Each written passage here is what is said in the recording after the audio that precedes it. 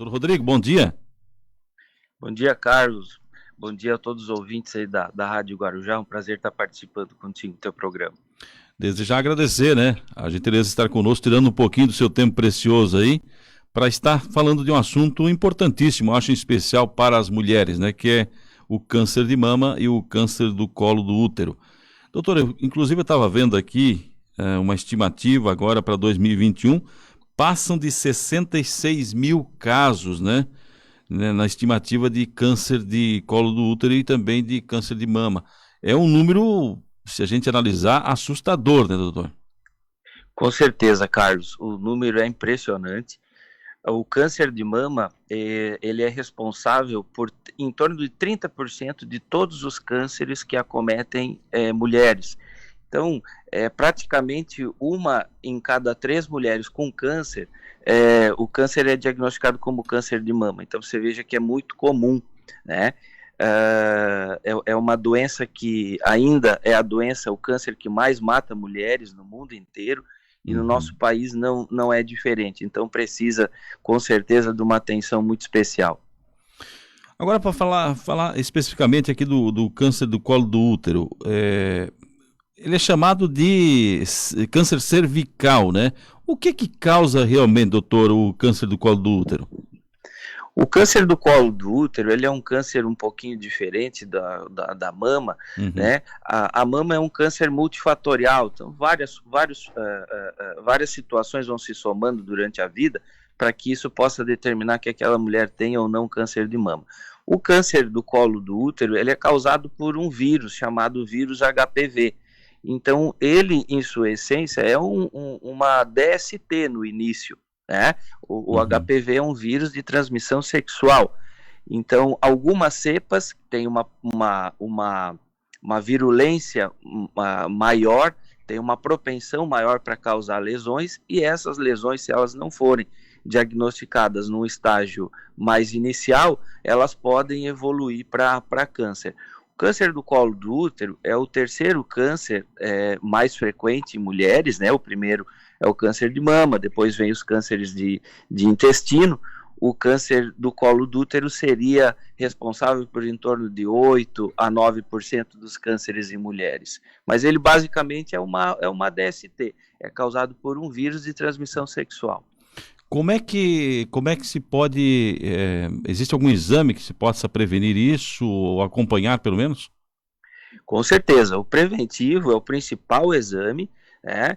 A coleta ali de células, né, do colo do útero, a gente consegue dessa forma identificar as lesões precursoras, aquelas lesões que ainda não evoluíram para o câncer, mas que se a gente perder a oportunidade de identificar e tratá-las, né, nessa fase pré-câncer, com certeza elas irão evoluir. Então, o câncer do colo do útero é um câncer muito fácil de se prevenir através do preventivo. O preventivo, a recomendação é que após iniciada a vida sexual, no máximo 2 anos, né, após o início da vida sexual, se faça a coleta do preventivo, de preferência uma vez a cada ano nas primeiras coletas. Essas primeiras coletas vindo normais, resultados normais, ela pode até espaçar para cada 2 ou 3 anos, mas sempre fazendo a visita anual ao seu ginecologista. Além da coleta do preventivo, nós teríamos a prevenção primária. A prevenção primária são aquelas medidas que evitam que o câncer surja, né? E no câncer do colo do útero nós temos a vacina contra o HPV, que é esse vírus que causa o câncer, e essas vacinas têm uma cobertura, um grau de proteção muito grande, né, entre 70% até 90%. Então é importante a vacinação. No SUS as vacinas estão disponíveis até os 15 anos, tanto para meninas quanto para meninos, né? O HPV também é responsável por outros cânceres, como câncer de ânus, de reto, de boca, pênis também, então por isso os meninos fazerem a vacina.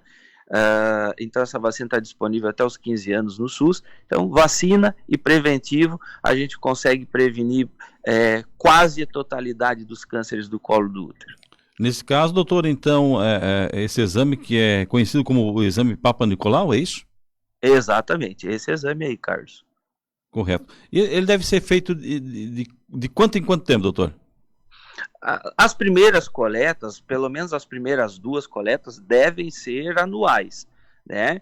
É lógico que isso deve ser individualizado, existem alguns outros fatores de risco, como eu te falei, é uma doença sexualmente transmissível, então, né, se tem muitos parceiros, enfim, não fez a vacina, né, ela deve ser individualizada, mas a partir dessa primeira fase, que seriam 2 ou 3 exames em sequência anual, ela pode até espaçar, esses primeiros exames sendo normais, ela pode até espaçar para cada 2 ou 3 anos a coleta. Nesse caso, as mulheres, em especial aqui, só fazem o exame a partir do momento que começam a ter relações sexuais ou não? Sim, sim. Ele é indicado a partir do início da atividade sexual, da vida sexual.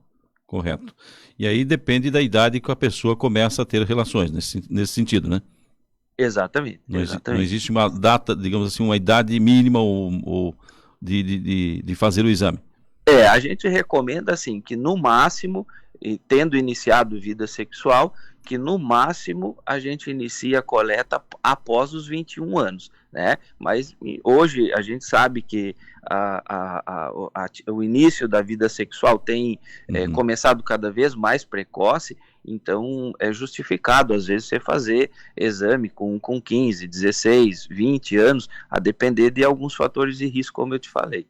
Doutor, muitas que começam a sua atividade logo cedo, às vezes não fazem, não realizam, talvez por desconhecerem ou por não estarem no momento preocupados, por serem novas, acreditando que a juventude traga a resistência, enfim, e outras por desconhecerem também o exame, ou terem vergonha de procurarem o seu ginecologista e fazer o exame.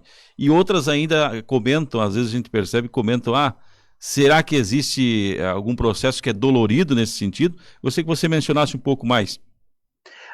Carlos, hoje é muito fácil você ir na farmácia e comprar um anticoncepcional, por exemplo. Sim. Então, as meninas, por medo, por tabu, às vezes para que o pai e a mãe não saibam que ela já iniciou a sua vida sexual, elas vão, através de conversa com a amiga, enfim, vão lá, escolhem o anticoncepcional, pega fácil ali na farmácia ou no postinho, né, e acha que está tudo certo. O anticoncepcional, ele vai servir como proteção contra uma gravidez indesejada, mas jamais ele vai prevenir de doenças sexualmente transmissíveis. E como eu te falei, o câncer do colo do útero é uma dessas doenças, né? E o câncer do colo do útero é muito fácil da gente prevenir, como eu te falei, através da vacina e da coleta do preventivo. Coleta do preventivo é um exame que demora no máximo 3, 4 minutos, é um exame rápido, indolor, né? E que pode salvar a vida. A gente vê hoje uma incidência de câncer do colo do útero em meninas muito jovens, né? 20 e poucos, 30 anos. Por quê? Justamente por isso, porque pelo medo, né, pelo tabu de passar com o ginecologista, de saberem que ela já iniciou a vida sexual, né, de alguém, do pai, da mãe, a descobrir o resultado do exame, elas têm um pouquinho de medo, mas a gente é importante, por exemplo, o que tu estás fazendo agora no teu programa, levar a conscientização, mostrar que é uma doença fácil de se prevenir, né, e estimular que as meninas procurem. Tem as redes femininas, quase todos os municípios aqui da nossa região têm a rede feminina, que fazem a coleta gratuita, tem os postinhos de saúde, é um exame super rápido e é um exame de suma importância. Doutor, nesse caso do colo do útero, por exemplo, além de levar, se não houver aí um tratamento, uma prevenção, à morte, ao óbito, pode também, na questão da impossibilidade de uma gravidez futura? Com certeza. À medida que o câncer evolui, em muitas situações, a cirurgia ela se torna um tratamento que faz parte, né, do arsenal. Então, muitas vezes a gente precisa tirar o útero ou parte do útero, e isso pode impossibilitar uma gestação futura. Além disso, a químio e a radioterapia nessa região, elas também acabam levando lesão e destruição dos ovários, né, que é onde estão os óvulozinhos ali, as células que podem gerar filho. Então, isso, além da infertilidade, diminui bastante a qualidade de vida, né? Porque a radioterapia, principalmente, ela causa um ressecamento na região vaginal, então elas têm dificuldade depois para ter relação, problemas urinários, né? Problemas intestinais, porque a radioterapia é feita na região da pelve, onde tem esses outros órgãos, né? Então não é um exame, uma terapia que é focada apenas no útero, acaba lesionando os órgãos vizinhos, e isso diminui bastante a qualidade de vida das meninas. Nesse caso aqui também, uma outra dúvida que surge, me desculpe se estou sendo leigo nesse sentido, mas tranquilo. Mas no caso das relações, por exemplo, na atividade sexual ativa, no caso do homem, né, há alguma consequência em ter relações com uma mulher que está com problema no câncer de colo do útero? É lógico, essas lesões, como eu te falei, elas são causadas por um vírus, e esse vírus é de transmissão sexual. Então, sempre que o ginecologista identifica alguma alteração, né, principalmente no preventivo, ou quando faz o diagnóstico de um determinado tipo de HPV, o parceiro ele deve ser notificado, né, e ele deve procurar o urologista para fazer o seu exame, porque o HPV, como eu te falei, ele pode causar câncer de pênis também, né? Então o parceiro precisa saber, ele precisa também fazer o seu acompanhamento quando a parceira apresenta alguma lesão. Eu até fiz questão de fazer essa pergunta, porque muitos dizem assim, mas o homem não tem o útero, por exemplo, né? Então não teria problema. Mas se tem relação com alguém, né, com a parceira que pode ter, então o homem também adquire e pode ter problemas no órgão genital, né?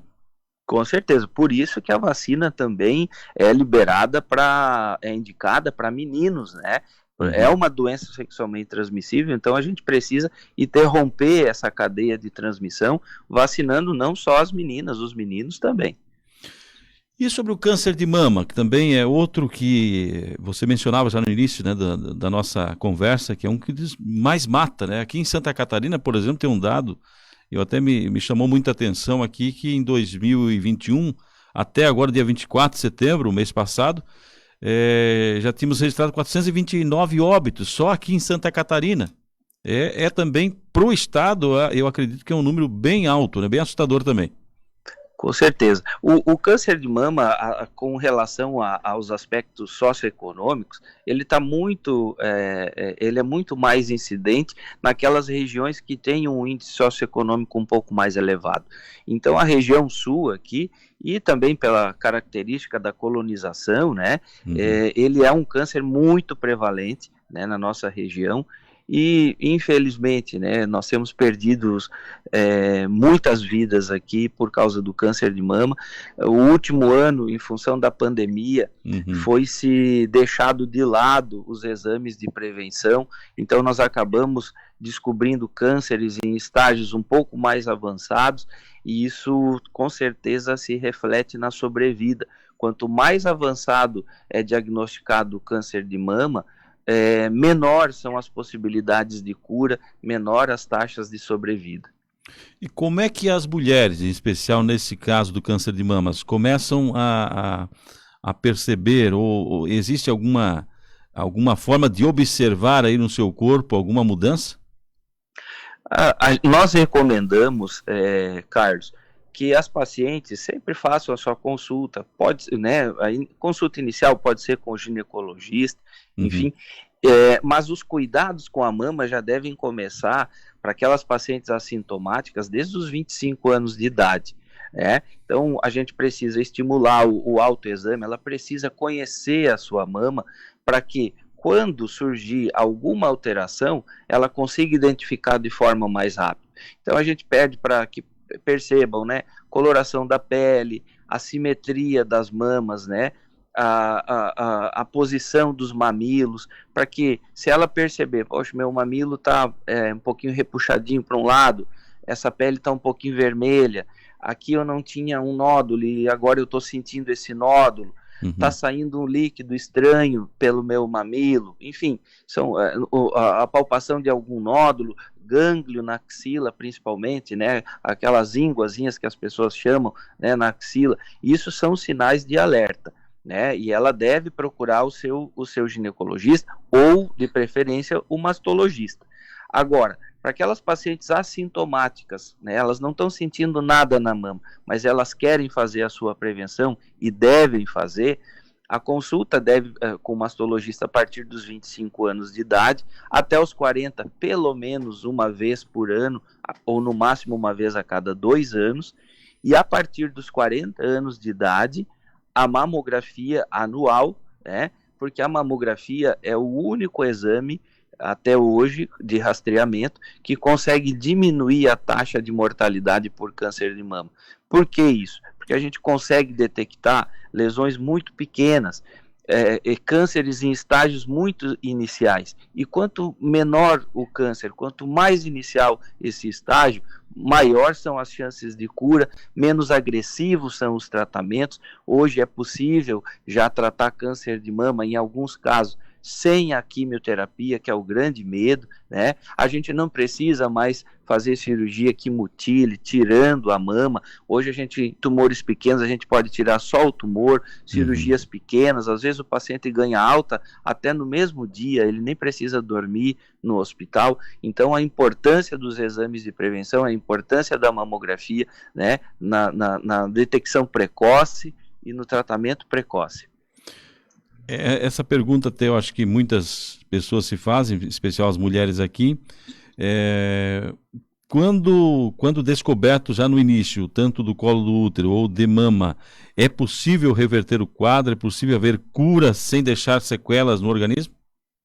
Sim, com relação ao câncer do colo do útero, como eu te falei, a gente consegue detectar aquelas lesões pré-cancerosas, a gente consegue identificar a lesão antes dela virar câncer. 2, 3, 5 anos antes dela virar câncer. Isso são microcirurgias, são cirurgias que demoram em torno de 5 minutos, né? O paciente faz, vai embora, não fica nem internado, né? Ela vai precisar fazer um acompanhamento, um controle, mas são cirurgias muito simples, muito fáceis de se fazer.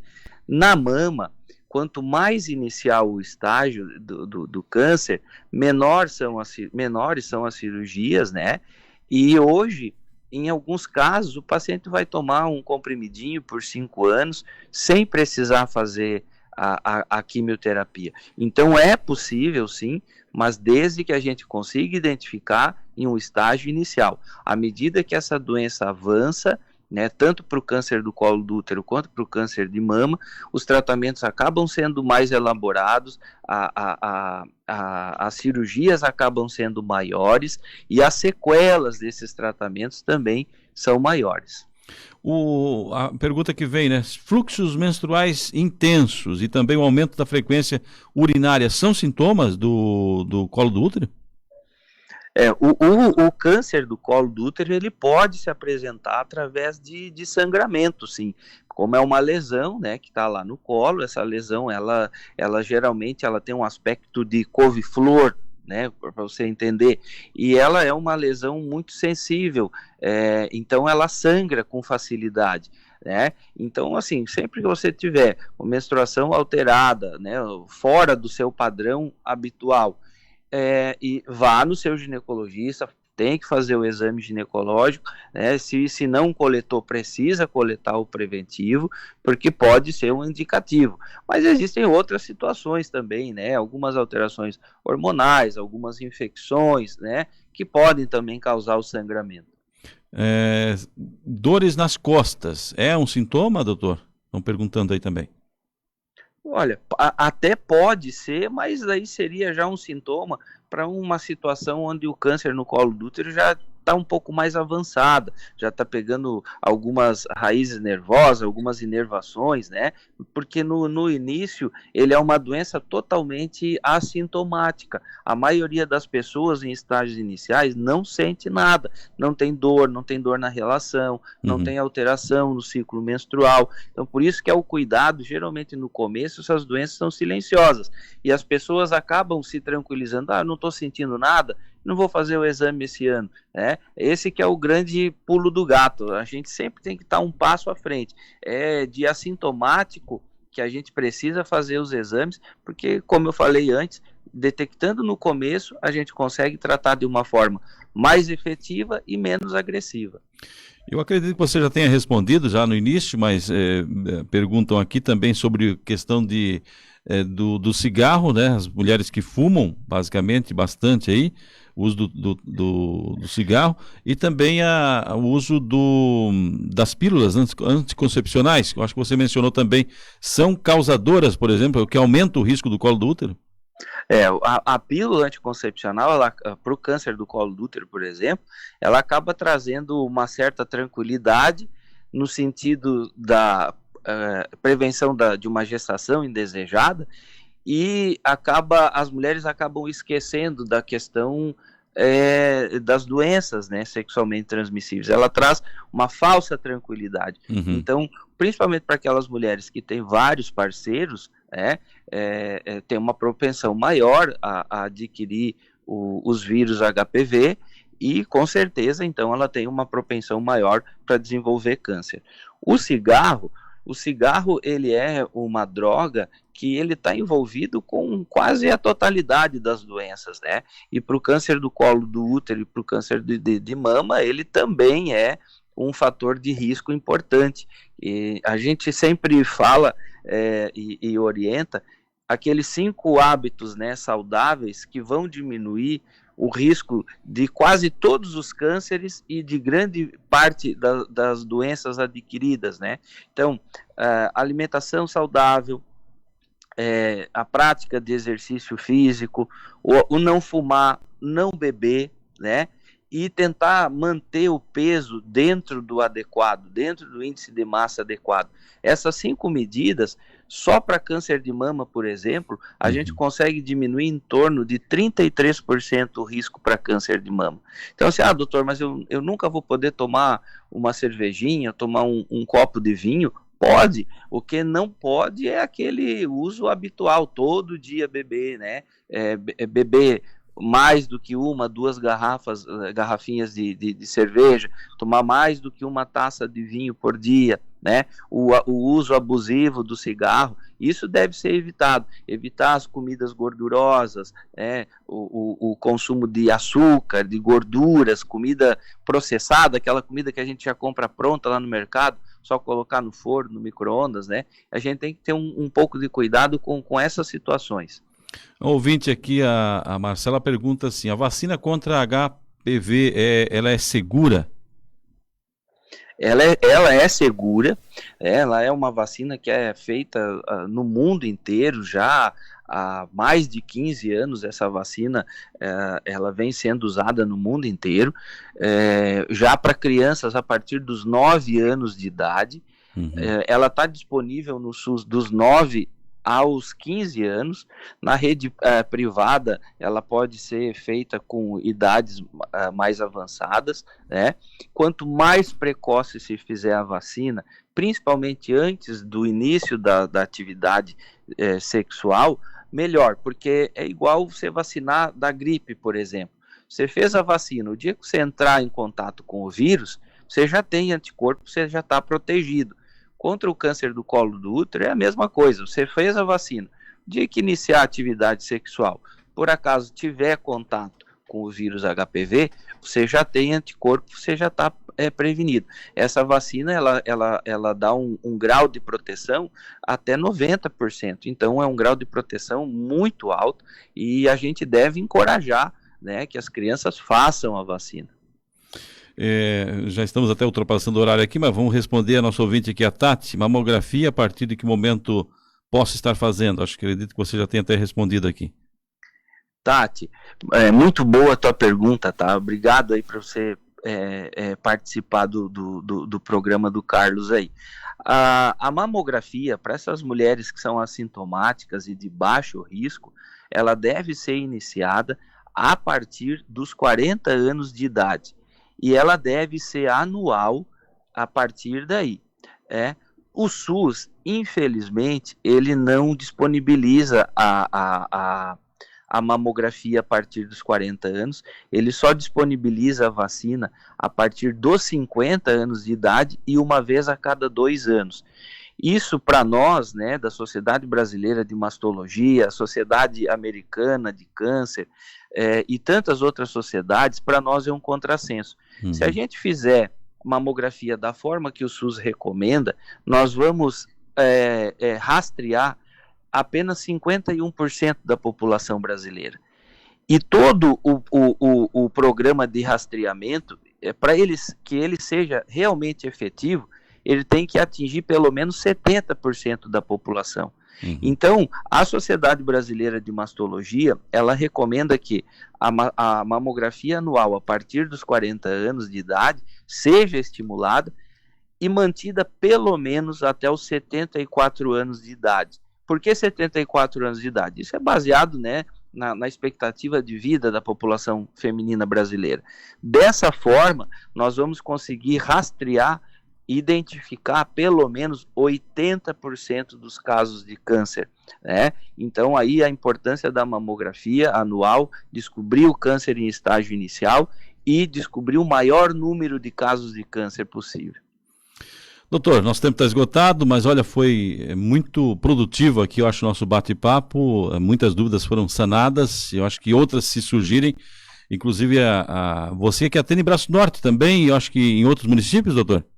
Eu trabalho aqui na Pais e Filhos, em Braço Norte, e já atuo na prefeitura em Santa Rosa de Lima já há mais de 12 anos lá, então, aqui na região. Quem quiser, por exemplo, já posso indicar aqui o doutor Rodrigo como profissional aí, ginecologista, obstetra e mastologista, é isso, né? É isso aí, Carlos. Doutor, muito obrigado pela atenção nos dada nessa manhã de quarta-feira, tenha um ótimo dia, uma boa semana aí. Carlos, muito obrigado pelo convite, tá? Fico sempre à tua disposição. Um grande abraço para ti e para todos os ouvintes da Rádio Guarujá.